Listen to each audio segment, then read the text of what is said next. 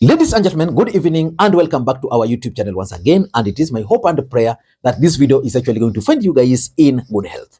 Personally, I am fine. As you can see, Kisumu is also fantastic. And maybe you could also let me know where you're watching the video from, the county or the country, in case you are out of the republic. Ladies and gentlemen, in one or two of my videos, I opined that it's just a matter of time before the mountain finally rebels against William Samoei Arap Ruto.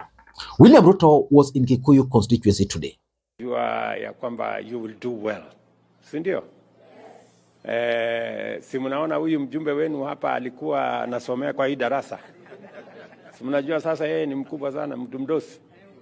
Yeye ndio leader wa majority huko bunge. Unajua kuna bunge huko, kuna wabunge 300 na kitu. Lakini sasa yeye ndio chairman yao yote, wanawapanga. So, na nyinyi mfanye bidii. Hata mimi nilisomea tu shule kama hii. And he was received coldly. Let me just begin this video by reading for you what Kimani Ichungwa posted about William Ruto's visit to Kikuyu constituency. This is what Kimani Ichungwa posted. It was a great honor to welcome His Excellency President William Samoei Arap Ruto to my former school, Kikuyu Township Primary, where he officiated the start of KCPE and KPSEA exams. Later, just listen, later, we addressed residents in Kikuyu Town, during which President Ruto pledged to transform our region. Another pledge to transform our region. His commitment to building modern markets in Kino, Thogoto, Kerwa, Kitambura, and Kikuyu Town will boost our local economy. Additionally, his promise of 30,000 affordable housing units in Kiambu County and the vision for the proposed agri-city in Muguga, Nachu Ward, demonstrate his dedication to the development and prosperity of our community. Now, if you go by what Kimani Ichungwa just posted and you relate why the residents actually gave Ruto cold shoulder, then you can understand. Because in Kimani Ichungwa's own words, William Ruto is still making promises and is still making reference to 30,000 affordable housing in Kiambu County. Something which William Ruto took his time, went there, and officially launched. Why is it being invoked again? I want you guys to just watch this short clip and notice something. Tumeajiri walimu wapya. Kwa mwaka moja imepita, tumewaajiri walimu 56,000 wapya wa kufundisha watoto wetu. Nyenye mnanielewa? Na vile vile kama serikali tumesema, kwa sababu tunataka mtoto wa kila Mkenya apate nafasi ya kusoma. Na hatutaki mtoto akose kusoma kwa sababu mzazi wake hana uwezo. Na ndio sababu tumebadilisha ile funding ya TVET na university. Tumesema watoto wa kutoka jamii ambazo hazina uwezo wa kutosha, tutawapatia scholarship 100%. Ndio wahakikisha kwamba watoto wote wanapata nafasi ya kusoma. Mnanielewa? Ile pesa ambayo ilikuwa imepungua kwa university, walikuwa wanapata bilioni 44, sasa tumewaongezea mpaka bilioni 83 kuhakikisha ya kwamba watoto wetu wote wanapata mambo ya kusoma. Tunaelewana jameni? Tunaelewana? Na ndio sababu yetu ya kuweka pesa nyingi kwa elimu, ni kwa sababu elimu ndio inaleta usawa kwa taifa letu la Kenya. Mtoto wa rais na mtoto wa mama mboga wako sawa wakipata elimu ya sawa sawa. Si ndio? Hakuna exam hapa ya mtoto ya profesa na mtoto ya mama mboga. Exam ni ya watoto wetu wote. Hata mimi mtoto wangu anafanya exam kama ile yako. Now for me, from that short clip, I've observed 3 things. The first thing I've observed is that the residents there actually lacked interest in the presence of William Samoei Arap Ruto in the area. Previously, if Ruto were to visit this area, I can assure you all shops probably would have closed. The entire town, which is normally a very busy town, would have been on the road with William Samoei Arap Ruto. This time, William Ruto was on the road, but who were in that picture? You can clearly say that almost half of the people in that picture are actually police officers. You can see their red berets. You can see them in blue uniforms. So where were the people of Kikuyu Town this time around? It means they were not interested in the presence of William Samoei Arap Ruto. Number two, the second thing I've observed is basically the reception. The people who are present there, just a handful, very few people. This is uncharacteristic of William Ruto we know. Previously, William Ruto would have gone here. The whole place would be full. You would not even find space of walking. But even from the photos which Kimani Ichungwa shared, because someone like me, I understand the political photography, you can clearly tell the choice of the photos.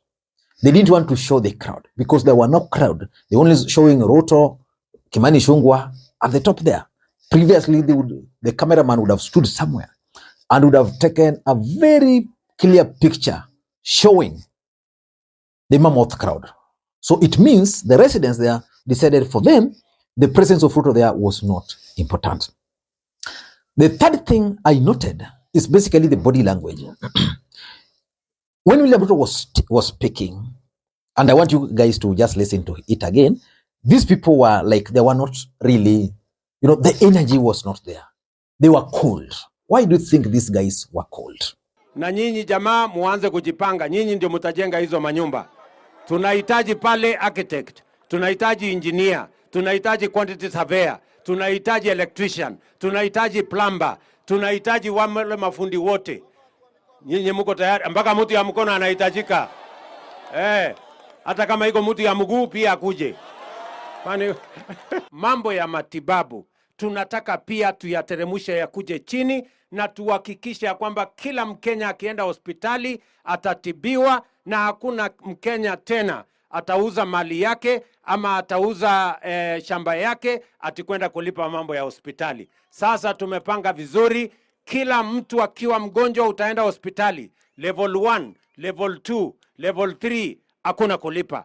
Ile level zingine tumeweka bima ya NHIF na sasa ile pesa mlikuwa mnalipa 500 tumebadilisha sheria. Huyu mjumbe wenu huyu mungwana huyu Kimani, si mnajua huyu jamaa ndiye anasimamia bunge siku hizi. Yeye ndiye kusema pale amenisaidia, na wabunge wamepitia sheria mpya 4 ambayo itasimamia mambo yetu ya matibabu. Ndio tuhakikishe ya kwamba hata ile pesa nyinyi mlikuwa mnalipa ya NHIF shilingi 500, tumesema sasa kuanzia Januari tunateremusha inakuja shilingi 300. Na huyu Kimani alikuwa analipa 1,700, sasa atalipa shilingi 10,000. Si yeye yako na mshahara kubwa huyu mtu? Hata That's exactly what I want us to look in this particular video. But before you do that, for those who are watching this channel for the first time, please take a second or two, click that subscribe button so that next time we produce a video like this, YouTube will automatically notify you. And to the subscribers, I want to continue thanking you guys for your continued support, because without that support, this channel cannot be where it is. And I want to thank some mzee called Frederick Asola Odoje. I was talking to some of my friends today in town, and they told me that, Lee, you have one of your greatest supporters from our village. He's called Mzee Asola Odoje. Every time they go to his house, they'll always see Makwiny as the main channel there. Thank you so much. And again, yesterday was my birthday. I think it was good. I received several gifts from several individuals. I want to thank you so much from the bottom of my heart. Thank you. And if you see your name here, just know really I received it, and I'm so grateful. You made my day yesterday. Ladies and gentlemen, why do you think William Ruto was received like that in Kiambu? Because remember, earlier this week, William Ruto convened an urgent meeting with elected members of parliament from Kiambu County to State House, probably because of this particular visit. The William Ruto we know is fond of mobilizing crowd. Is it possible that these people, these MPs, did not mobilize crowd to attend this William Ruto's event? Because apart from William Ruto going to the school, the program was would go there, Then later on, he was going to address the residents there. Remember, earlier the week, on 26th, Uhuru Kenyatta's birthday was celebrated. And Kiambu actually stood out, where the residents were actually apologizing to Uhuru Kenyatta for not listening to him. So which means William Ruto leaving Nairobi, going to Kiambu, Kikuyu constituency, he knew so well that he needed to create an impression. He needed to create a perception. But the residents did not grant him that opportunity. Why do you think that happened? Number one, the truth of the matter is that Kenyans are actually tired with the never-ending campaigns. You know, Kenyans went to the polls. William Ruto was declared the president by IEBC. Raila Odinga and Azimio disputed the results. Supreme Court pronounced itself on the elections, and William Ruto was sworn into office as the president of the Republic of Kenya. But if someone were to come from outside the country, he would think that the president is actually campaigning already for a second term. The truth of the matter is that Kenyans are tired with those campaigns. They want to see William Ruto working. And if William Ruto and his team cannot read the writing on the wall, then IBC will shock them with the announcement in 2027. So it's high time for anybody who cares within William Ruto's team to convince him that Kenyans are actually tired with the campaigns, never-ending campaigns. Kenyans want to see progress, and that's why they're not interested in whatever he was telling them. Number two, the cold reception, in my view, can also be attributed to the growing rebellion against William Ruto and Kenya Kwanza government in the mountain. The mountain is actually rebelling against Kenya Kwanza government. They are tired. Why? Promises never fulfilled. Businesses doing badly. The economy at its worst. Then you go and you want to talk. You want to make promises. You know, so generally, the mountain are regretting why they voted for Ruto. Then the same Ruto is still going there. If our Ruto, I'll apply the law 16 of the 48 laws of power, Robert Greene, which states that you need to be scarce. You need to make yourself increase your absence, because absence normally increase respect and honor. After election, William Ruto is still in the mountain every single day, telling them the same thing, telling them the same promises. So these people are they're just tired. They can't be forced to attend William Ruto's event. Number three, why they're not interested is basically the cost of living. If I were to advise Azimio la Umoja One Kenya Alliance today, maybe I need to do a video for them to copy.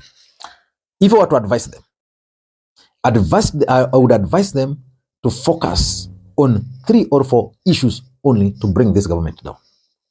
The first issue I'd advise them to do is to focus on the cost of education. In January, parents will be taking their kids to school. They'll feel it. We had free secondary education. It's no longer free. Parents are going to pay dearly. So if I was Azimio, I'd figure out how do I communicate that to the people. Call for a strategic meeting with people like Babu Wino who understands education system, have a few technical team, come up with a strategy. Number 2, I'd focus on the cost of living. Currently in this country, it's very rare to find people eating during lunchtime. Very rare. It's very rare to find majority of Kenyans having 3 meals a day. It's not possible. So which means the cost of living has just gone so high, it's unacceptable. Then you go to industrial area, you are paid 300 bob, cannot even take you the whole day. Then the president, as the president, instead of addressing all those issues, you go on top of a vehicle. People are tired. They won't listen. And that's the honest truth. So someone should whisper to Ruto that Kenyans are tired because of the cost of living. So if you were to address the cost of living, then Kenyans would be okay. Kikuyu community are known for 2 things. The first thing they are known for is business. What is William Ruto's policy on making business conducive. Hustlers are really suffering. The Kikuyu community are also known for their hard work, which means you don't need to do them favors. You just need to create an enabling environment for them. So these are the things William Ruto promised to do to them. They see you on top of a vehicle. They can't take you seriously. Number 4, and this is also serious. There's this story of Uhuru Kenyatta's popularity in the mountain. That Uhuru Kenyatta is gaining ground in the mountain. His name is being whispered everywhere in the mountain. They rejected Uhuru Kenyatta. They now want Uhuru Kenyatta. So basically, they are regretting why they voted for Ruto instead of listening to Uhuru. And that's why these people are not interested in Ruto. Because if anything, what do you think William Ruto can promise the mountain that he never promised them during campaigns? Is there anything? I don't think. And lastly is the unfulfilled promises. Unfulfilled promises. Ruto promised heaven. He has delivered the mountain to hell. So if I were Ruto, I'd sit back, figure out, go back, listen to the videos which he used to during campaigns, which were used during campaigns. Listen to them. Listen to the promises he made to the people. Then try to figure out whether he's on the right track or not. I don't know what to think, but that's my take. Thank you, and may you have a good day. Bye-bye.